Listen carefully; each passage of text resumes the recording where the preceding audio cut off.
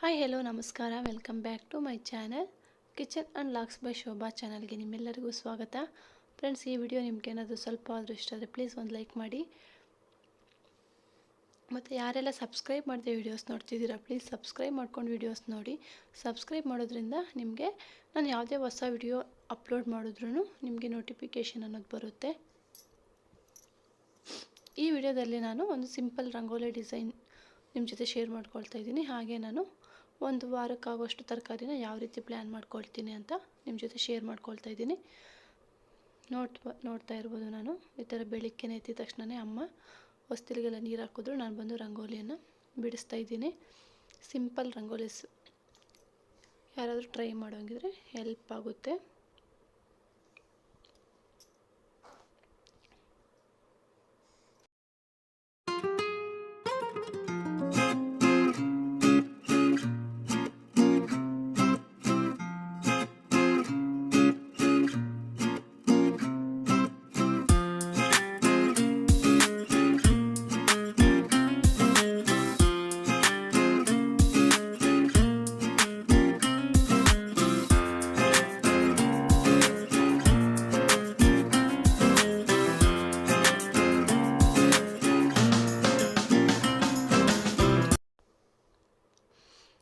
ನೋಡ್ತಾ ಇರ್ಬೋದು, ನೋಡೋಕ್ಕೆ ಎಷ್ಟು ಚೆನ್ನಾಗಿ ಕಾಣ್ತಿದೆ ಅಂತ.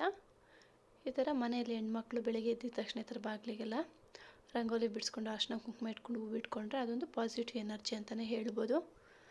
ಹಾಗೆ ಪೂಜೆ ಎಲ್ಲ ಆದಮೇಲೆ ಆ ಒಂದು ಸ್ಮಾಲ್ ಕ್ಲಿಪ್ಪಿಂಗನ್ನು ನಿಮ್ಮ ಜೊತೆ ಶೇರ್ ಮಾಡ್ಕೊಳ್ತಾ ಇದ್ದೀನಿ.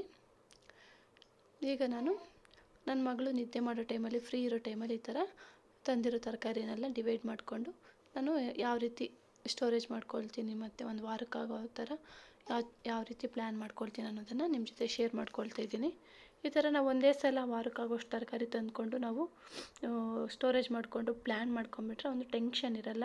ಬೆಳಗ್ಗೆ ಸ್ಕೂಲ್ ಹೋಗೋ ಮಕ್ಕಳು ಇರ್ತಾರೆ ಮತ್ತು ಆಫೀಸ್ಗೆ ಹೋಗೋ ಹಸ್ಬೆಂಡ್ ಇರ್ತಾರೆ.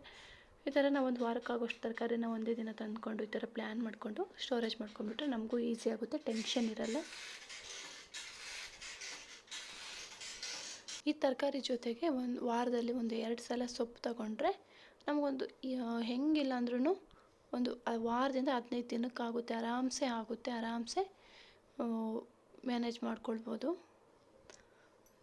ಸೊಪ್ಪು ತುಂಬ ಒಳ್ಳೆಯದಲ್ವ ಹೆಲ್ತಿಗೆ. ಹಾಗಾಗಿ ನಾನು ವಾರದಲ್ಲಿ ಒಂದು 2 ಟೈಮ್ಸ್ ಆದರೂ ಸೊಪ್ಪು ತೊಗೊಳ್ತಾ ಇರ್ತೀನಿ. ಮನೆ ಹತ್ರನೇ ಬರುತ್ತೆ ಫ್ರೆಶ್ ಆಗಿ, ಆವಾಗ ಸೊಪ್ಪು ತೊಗೊಳ್ತೀನಿ. ಈ ಥರ ಒಂದೊಂದು ಕವರಿಗೆ ಹಾಕಿ ನಾನು ಡಿವೈಡ್ ಮಾಡಿಕೊಂಡು ಎತ್ತಿಟ್ಕೊಳ್ತೀನಿ ಫ್ರಿಜ್ಜಲ್ಲಿ.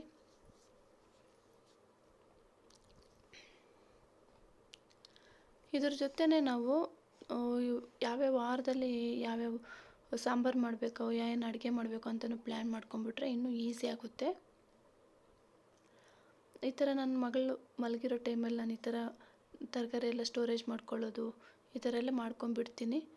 ಮತ್ತು ನಾನು ತರಕಾರಿಯನ್ನು ಎಲ್ಲ ಸ್ಟೋರೇಜ್ ಮಾಡ್ಕೊಳ್ಳೋಕ್ಕಂತ ಬಂದರೆ ಇಲ್ಲಿ ಆನಿಯನ್ದು ಸ್ಟ್ಯಾಂಡು ಸ್ವಲ್ಪ ಗಲೀಜಾಗಿತ್ತು. ಹಾಗೆ ಅದನ್ನು ಸ್ವಲ್ಪ ಕ್ಲೀನ್ ಮಾಡ್ಕೊಂಬಿಡೋಣ ಅಂಥೇಳಿ ಅದನ್ನು ಕ್ಲೀನ್ ಮಾಡ್ಕೊಳ್ತಾ ಇದ್ದೀನಿ. ಈ ಥರ ನಾವು ಕಿಚನಲ್ಲಿ ಹೆಣ್ಮಕ್ಳು ಒಂದು ಕೆಲಸ ಮಾಡೋಕ್ಕೆ ಬಂದರೆ 2 ಕೆಲಸ ಮಾಡ್ಕೊತೀವಿ. ಹೆಣ್ಮಕ್ಳು ಅಂದ್ರೇ ಅಷ್ಟೇ ಅಲ್ವಾ. ನಾವು ಈ ಥರ ಪ್ಲ್ಯಾನ್ ಮಾಡ್ಕೊಂಡ್ರೂ ಕಿಚನ್ ಯಾವಾಗೂ ಕ್ಲೀನಾಗಿರೋದು. ಇದಾದಮೇಲೆ ಶುಂಠಿ ಸ್ವಲ್ಪ ವಾಶ್ ಮಾಡಿ ಈ ಥರ ಡ್ರೈ ಆಗೋಕೆ ಇಟ್ಟಿದ್ದೀನಿ. ನೋಡ್ತಾ ಇರ್ಬೋದು, ಈ ಥರ ಆರ್ಗನೈಸ್ ಮಾಡ್ಕೊಂಡಿದ್ದೀನಿ.